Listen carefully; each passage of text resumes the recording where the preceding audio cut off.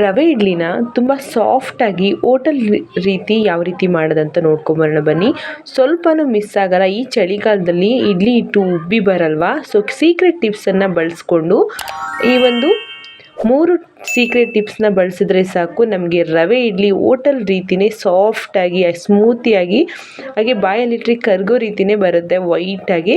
So ಇದು ಯಾವ ರೀತಿ ಮಾಡೋದು, ನಾವು ಉದ್ದಿನಬೇಳೆ ಹಾಕೊಳ್ಳೋದು ಕೂಡ ಒಂದು ಟಿಪ್ಸ್ ಅಂತಾನೆ ಹೇಳ್ಬೋದು. ಇದನ್ನ ಉದ್ದಿನಬೇಳೆನ ಇಷ್ಟ ಆದರೆ ಒಂದು ನೀಟಾಗಿ ವಾಶ್ ಮಾಡಿದ್ರೆ ಇದರಲ್ಲಿ ಕೊಳೆ ಮತ್ತೆ ಎಲ್ಲೂ ಸ್ಕಿಪ್ ಮಾಡಬೇಡಿ, ಎಲ್ಲ ಕಂಪ್ಲೀಟ್ ಆಗಿ ಇಡ್ಲಿ ಚೆನ್ನಾಗಿ ವೈಟಾಗಿ ಬರುತ್ತೆ. ನಾನಿಲ್ಲಿ 1 kg ರವೆ ಇಡ್ಲಿನ ಮಾಡ್ತಾ ಇದ್ದೀನಿ.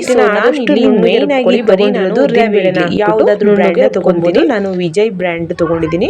ಸೊ ಈ ಒಂದು ಬ್ರ್ಯಾಂಡಲ್ಲಿ ಇಡ್ಲಿ ಚೆನ್ನಾಗಿ ಬರುತ್ತೆ. ಸೊ ಹಾಗೇನೆ 1 ಕಪ್ ಅಷ್ಟು ಅಂದರೆ ಒಂದು 150 ಗ್ರಾಮ್ ಇದೆ ಇದು ಅವಲಕ್ಕಿ. ನಮಗೆ ಇಡ್ಲಿ ಹಿಟ್ಟು ಸರಿಯಾಗಿ ಆಗಿದೆ ಅಂತ ಗೊತ್ತಾಗೋಕೆ ಒಂದು ಟಿಪ್ಸ್ನ ತಿಂಡಿಗೆಲ್ಲ ಫಾಲೋ ಮಾಡಿ ನಿಜವಾಗ್ಲೂ ವರ್ಕ್ ಆಗುತ್ತೆ.